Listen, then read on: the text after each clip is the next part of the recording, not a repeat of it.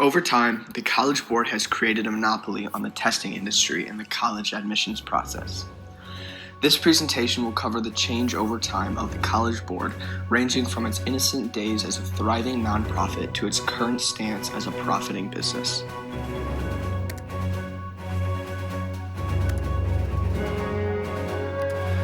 Schools across the country in the 1800s had a variety of independent admissions. Widespread curricular independence was enjoyed by universities across the country, which led to a fairly chaotic nature of college admissions.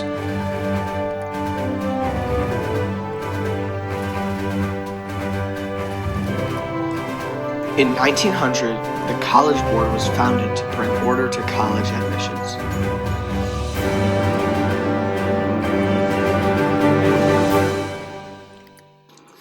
Initially, the College Board had 12 institutional and charter members, all located in northeastern United States. The association was completely voluntary and was composed of university and secondary level educators. The goal of the College Board was to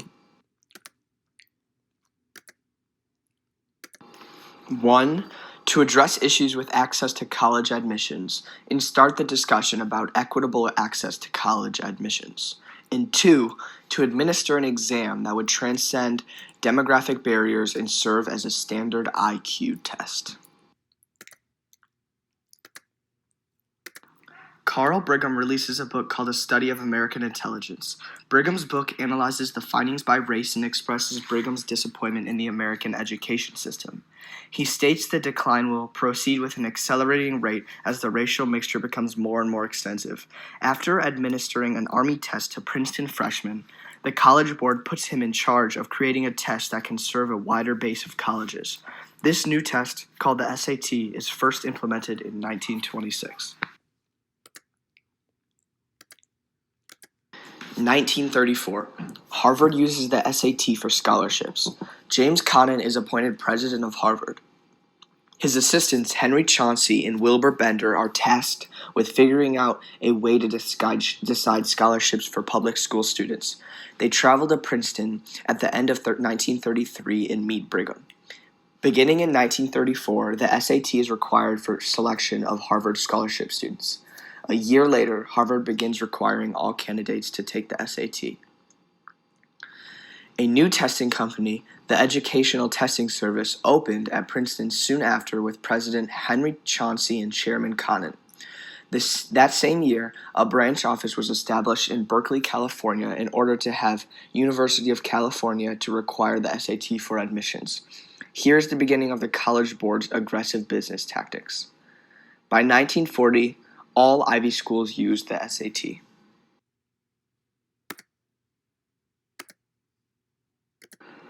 Seems like an innocent beginning. However, the next phase is privatization.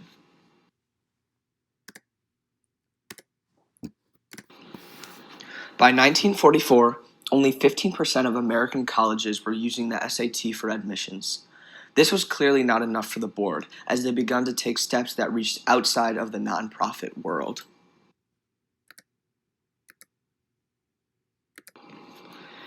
The College Board begins to take private investments while keeping its tax-exempt status.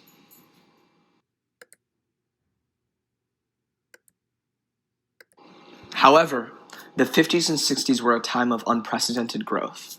The SAT became the standard examination for college admission. Regional offices were opened around the United States and abroad.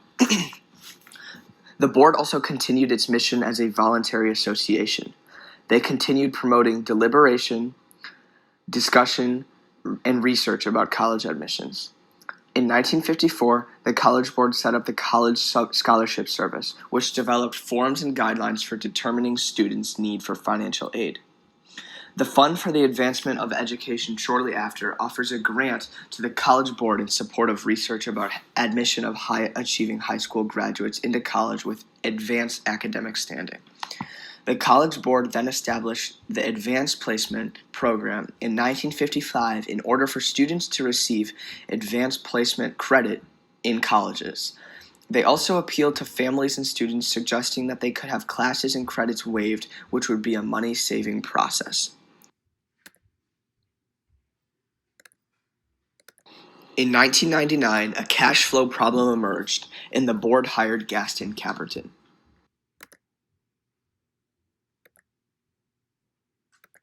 Caperton's ideas transformed the College Board from a non-profit into a business. Here is where it starts getting very concerning. This image shows how the prices that College Board families are paying are continuously increasing. AP exams and AP exam fees are increasing at a practically linear rate. This means that the board is profiting more and more every year. AP tests are $94 per test, and this doesn't even include test preparation materials and sending the scores to colleges. Along with the extensive cost of AP tests, SATs and subject tests cost even more money. 7.3 million SAT and PSAT takers in 2016-17 school year paid $47.50 per test without the essay, or $64.50 for that test with the essay. You can hear your score over the phone for an additional $15, and it costs an extra $12 per college to send them your score. Subject tests are an additional $26 per test. This graph here shows the College Board's cash and investments from 2007 up until 2017. Here, with this graph, you can see that the College Board is investing hundreds of millions in dollars into stocks. They are making immense sums of money and are clearly putting it in the wrong place. Later, I'll talk about where the College Board is putting their efforts. But think about using this graph, how much money the College Board really does have and how much they could be offering to students. Considering this is only up until 2017, the College Board is making even more 2 years later. This graph demonstrates the College Board's profits since 2007 up until 2017, the most recently available tax audit for the company. This graph shows a steady incline in profit, also characterized by an extreme jump between 2016 and 2017. This gap is only growing. Causing even more question, the profits of the College Board are 317% of the industry's average. This is startling and very concerning, considering the College Board claims to be a nonprofit organization. In 2009, profits were 8.6% of revenue, which is respectable even for a for-profit. When a nonprofit company is earning those profits, something is wrong, states Americans for Educational Testing Reform. On the Americans for Educational Testing Reform's report card, the College Board was awarded a grade of a D, and numerous areas of misconduct were cited.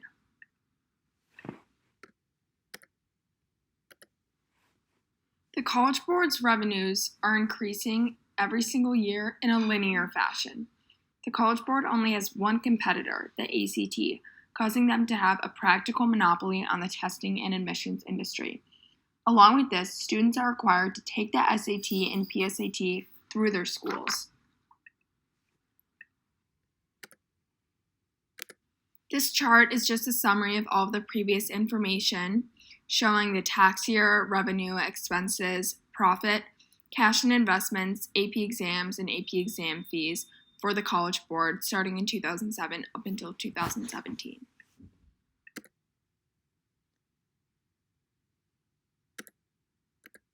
The next problem is that the executives of the College Board are being paid extraordinarily high salaries. Caperton earned 444% of the industry average and made over $1 million per year. The new president, David Coleman, has a base salary of $550,000 with a total of $750,000. Along with this, the 23 executives of the board make an average of $355,271 per year.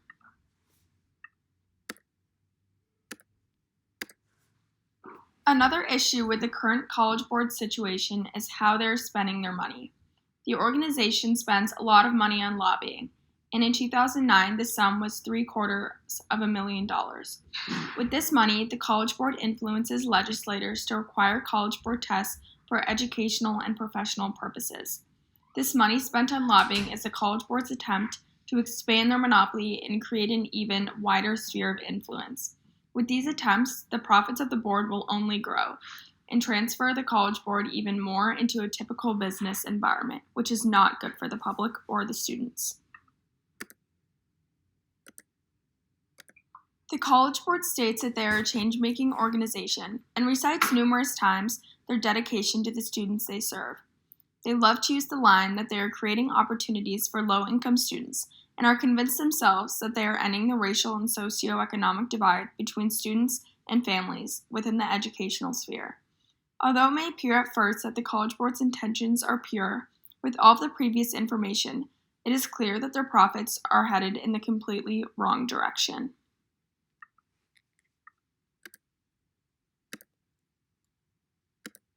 The College Board claims to be helping the underprivileged. However, in low-income neighborhoods, APs are not readily available, and passing rates are extremely low compared to high-income areas. Along with this, AP tests are an investment themselves for families, as shown above. Although the College Board claims that these investments are worthwhile for money saving in the future, many top-tier colleges do not even accept AP credits. This is causing pointless spending for already in-debt families.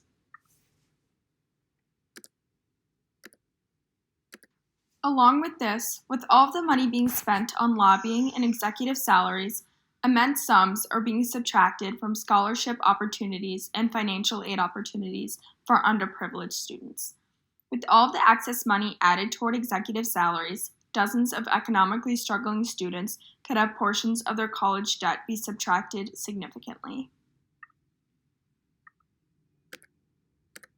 The cost of going to college may be at an all-time high, but so is its enormous value. For many students, going to college is hardly a choice, putting them on a collision course with the College Board, the company that rules education. If you've ever taken the SAT, PSAT, or an AP class, the College Board has cashed your check, and they do it as a tax-exempt, non-profit organization, despite making millions in profit every year. We'd love to think the college applications we work so hard on are carefully reviewed in detail, but that's just not the case. Colleges can get 70,000, 80,000 applications a year, so it's just not practical to spend more than a few minutes on each one. And that's if you're lucky. Many schools automate the admissions process with algorithms that sort applications into bins before anyone ever reads them. And to do this, they need objective numeric values to input, and the SAT offers exactly that. Let's just hope they're nothing like the YouTube algorithms. Another benefit of the SAT has to do with grade inflation. Colleges need to know that an A at one school has the same value at another, which is a much bigger problem than you might think. Here's a graph of grades over time, and it's not at all what you'd expect. GPA is rising incredibly quickly. The most common grade in high school and college is now an A. Whether you think an A should mean the top 20% of a class, or simply however many students perform at that level, this is a big problem. There's no nationwide newsletter telling teachers what last year's 90% is worth today. Every school inflates grades differently, and some not at all. If you compare this grade inflation between schools, you can see just how much it varies between institutions. So when letter grades mean less and less, the SAT means more than ever. The College Board tests need to be exceptions, more objective measures of performance. They aren't curved based on how well everyone else does, but they do account for differences between tests. To make sure that a score in January of this year is equivalent to that same score in, say, October of 2013, they adjust scores based on how much easier or harder any particular test is. So these tests really are useful, but make no mistake, they're designed that way for profit. If you've ever taken an AP test, the process is all too familiar.